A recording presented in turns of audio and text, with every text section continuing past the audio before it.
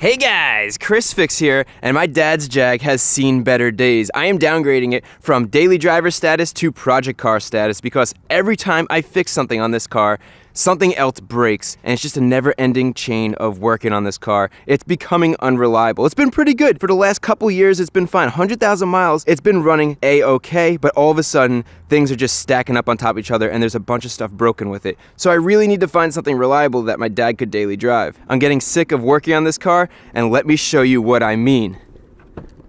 So real quickly, I just want to give you an idea of what my dad has been dealing with driving this car recently and the major issues. The first one, listen to this when I go start her up.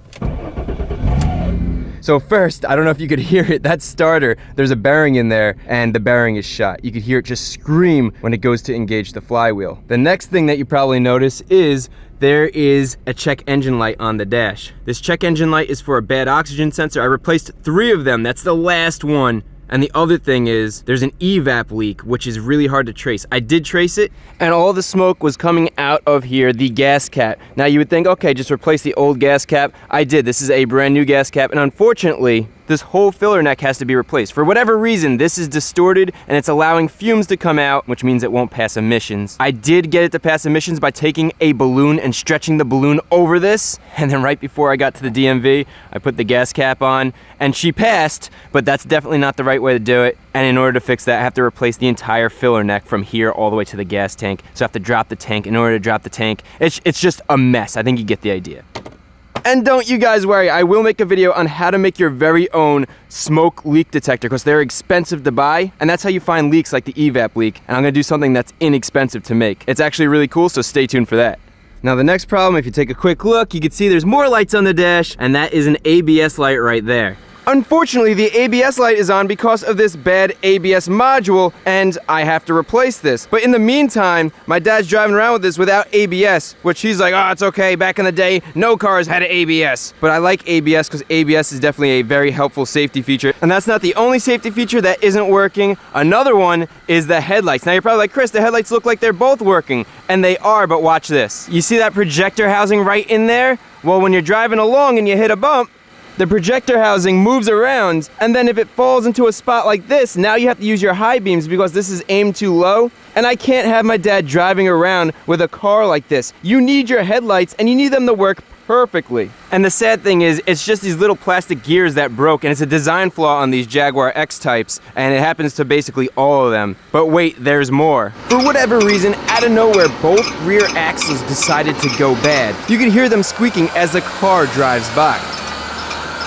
Not only does this sound bad, as you're driving, sometimes the speedometer doesn't even work out of nowhere, just randomly, because the speedo works off the ring gears on the axles. And then finally, the last thing, and probably the biggest issue, is there is a head gasket leak. Check this out. You can see there's a head gasket leak because there's bubbles going into the cooling system, and then those bubbles are coming out of the reservoir here, and that's just a telltale sign of a bad head gasket. Now the head gasket leak causes my dad to fill up his radiator every couple of days, so he needs about one of these every, let's just say, 5 days.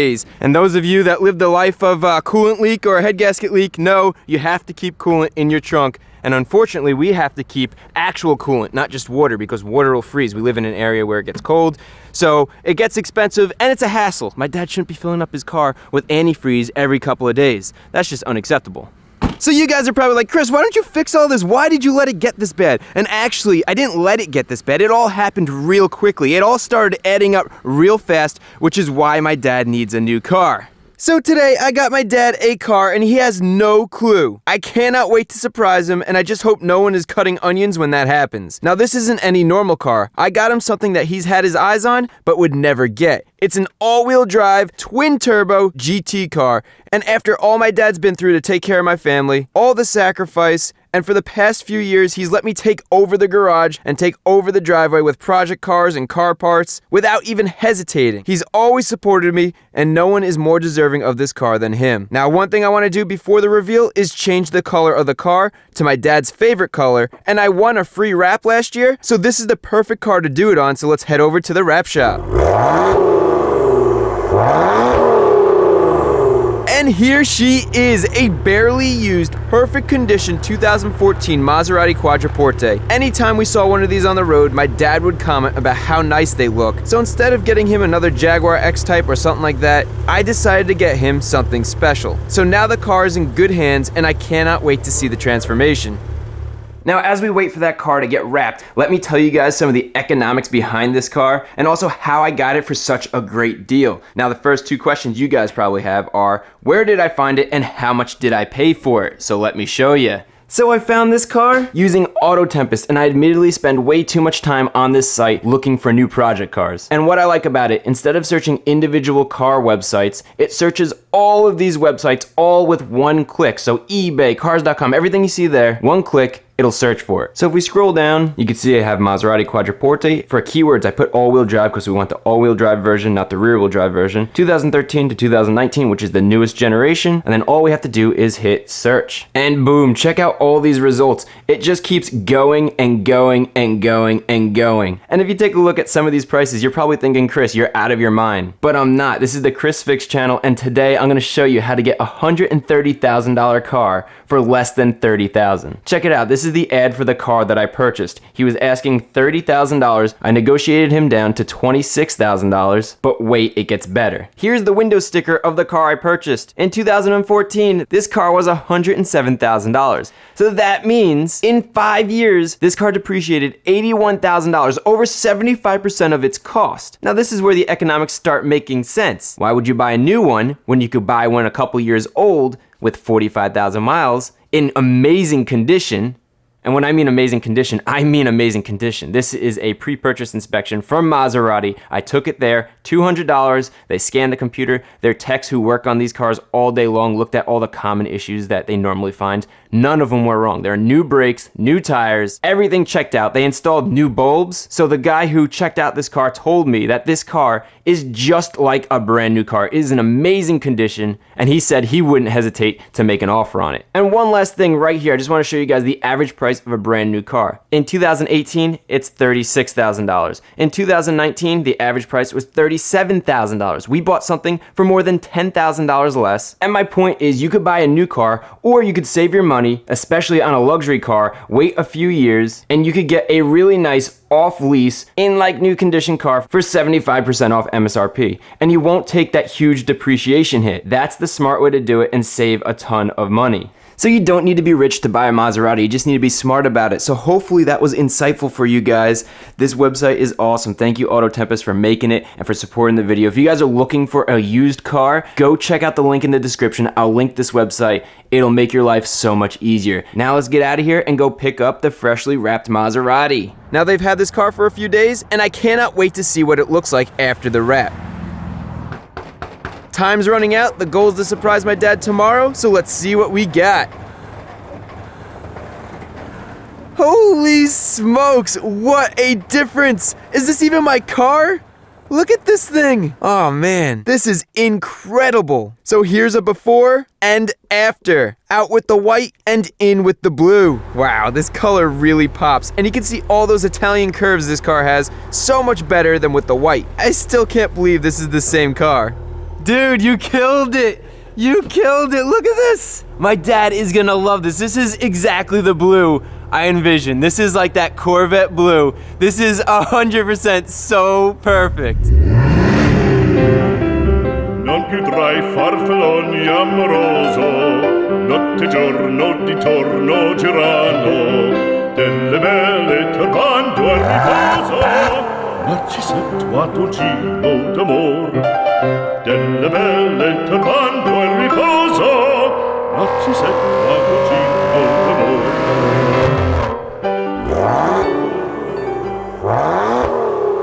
Now this car is beautiful. I'm not going to bore you with a review of the car, but I do want to touch upon some things that make this Quattroporte really nice. Now I don't know if it's proper to call a car handsome, but I'm going to do it anyway. This car is handsome, and I'm glad we wrapped it because this blue sets this car off perfectly. And I think you could consider this car an exotic car with only around 2,000 made every year. And while this exterior is beautiful to look at, let me show you the interior because that's where it's at.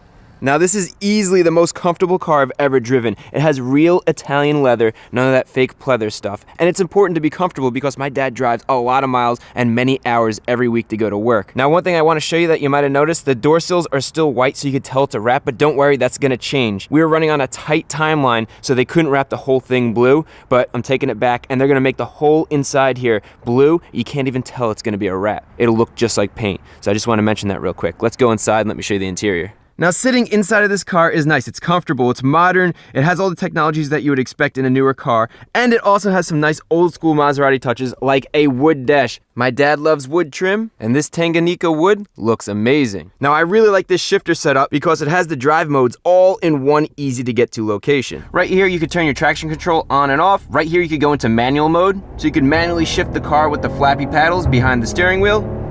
Then you have ICE mode, which means increased control and efficiency. This will increase your fuel economy, lower emissions, and also give you a little bit more traction. Next is my favorite mode, the sport mode. When you hit that, flaps open up in the dual exhaust to make it louder. It also increases the boost of the turbo engine, and the throttle is more responsive and the transmission shifts quicker, giving this car 0 to 60 in under 5 comfortable seconds, as well as a quarter mile in just under 13 comfortable seconds. And finally, if you want your suspension to be stiffer, you press that button to give you better handling, but this is a nice, comfortable luxury car, so we'll keep that off. Next thing that's incredible about this car is the interior is very quiet, and that is due in part of this glass right here. While this might seem like normal glass, this is actually special glass. Check this out. This glass has 2 panes, one on the outside, one on the inside, and in between it sandwiches a laminate, and that makes it extra thick and extra quiet, so when the windows are closed, the road noise in this is almost non-existent. Now another thing about this car is how long it is, over 17 feet, and what that gives you is a real rear seat. This rear seat is huge. Check this out. And I really mean it. There is a ton of room back here. Look at all this room. You could literally spread your legs all the way out and recline. You don't see that on many cars today. With all the compact cars out there, you can barely move your feet. In here, there's tons of room. You get your climate control, and then one of my favorite features is right here on the door. Check this out. You press this button right here, boom, a privacy shade pops up. Now the sun isn't in your face anymore. But let's just say you want to look outside and the sun's not in your face anymore. Boom, press the button, the sunshade goes down, and that's such a cool feature that you don't see on many cars today. That's probably why I really like it. So the interior, super nice. I love it. Now the last thing I want to show you is the trunk. So double tap the key, and look at how much room is in here. This trunk is huge, which is good for my dad because he's always carrying around a lot of stuff for work. So I think you get the idea. This is gonna be a million times better than that old broken down Jag my dad's been driving around. He's gonna love this. I cannot wait to give it to him. And everything on this car is perfect except for one thing. And that is it needs an oil change. Now an oil change doesn't sound like much, but check this out. If you get this done through Maserati, they charge $550 to do an oil change. Now you're probably like, hey, what's so special about it? Why is it $550? And I can't really give you an answer. The only thing that's unique is it takes 8 quarts of oil versus the typical 5 quarts of oil in a normal car. So otherwise, this is gonna be exactly the same as changing the oil in anything else. Let's get under the car and let me show you. First, there are a few bolts holding in this plastic under tray, which helps give the car its aerodynamics to get 25 miles a gallon. With that removed, we have a normal oil drain plug to remove, so just unscrew that, and that's such a bad design to have a cooler line right there. It's gonna get drenched. And I'm gonna grab an oil sample to send to the lab to get tested to see the condition of the oil and get an idea of the overall condition of the engine. Beautiful, so now we can take the old crush washer off the drain bolt, and you can see the drain bolt looks really clean. That's a magnet right there, and there's no big pieces of metal on there, and it's not all gunked up, which is a good thing. This thing looks brand new inside. Then we could take our new crush washer and slide it over our drain bolt, and now we can hand tighten this down, and finally snug it down. Don't over tighten it, you just want it snug. Good. Next, we could get the plastic under tray in place and tighten down all the bolts that hold it in. Now we need to remove the oil filter, which is located on top of the engine bay, right behind the driver's side air filter, right there. To get to that, remove the 3 clips that hold the air filter box in, remove the air filter, and let's vacuum out the leaves from inside the air box. Now we can remove the old oil filter by unscrewing it and carefully taking it out with the old, and in with the new. And now you can just screw the new oil filter in until it's snug. Now we can install the air filter and then the air box, and let's add our oil. We're using 8 quarts of the recommended 5W40 Euro full synthetic motor oil. And with that last quart, we are done changing the oil. All right, so let's go start her up. We'll back her off the ramp so we're on level ground. Now that oil's getting circulated, now we'll shut her off.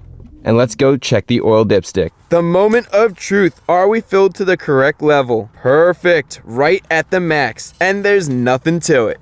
And there you go. Now we have changed the oil in this Maserati, saved ourselves $450. And the point of me showing you this is, if you could do your own maintenance, you could take care of your own car, you could pretty much get anything and be able to fix it or maintain it. Don't let other people scare you away from cars that you really like or you really want. Give it a try. It's totally worth it, because then you're gonna be driving something that you really enjoy. My dad is gonna love this. I'm gonna take this around the block and hide this from my dad. He'll be home in a few minutes and I don't want him to see this. And then we're gonna surprise him. All right, so right now I'm parking this car on the other side of the development so my dad can't see it. My sister's gonna take this car and drive it up the driveway. What's gonna happen is my dad's gonna be opening up a gift on top of the Mustang. He's gonna be facing the other way, and then this car's gonna roll up right behind him, and I mean, he'll hear it. It's gonna be awesome. I am like so nervous. I'm shaking. I can't believe the camera's being held steady.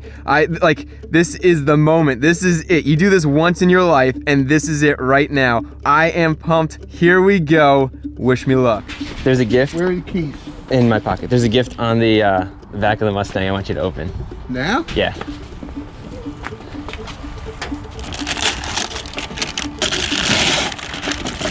I figured it'd be good since you can't have the real thing right now. Look at that. Here, take out the whole thing.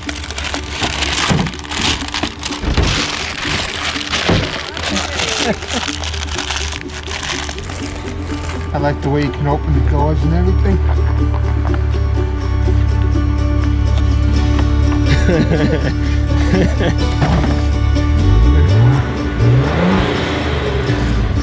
And that's the real one. Good kiss, Miss Daddy. Now you got a Maserati.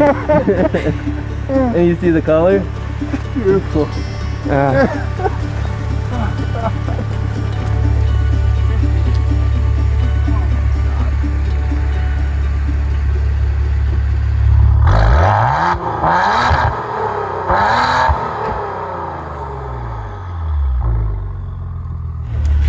Yeah, go, Dad, you have to sit in it.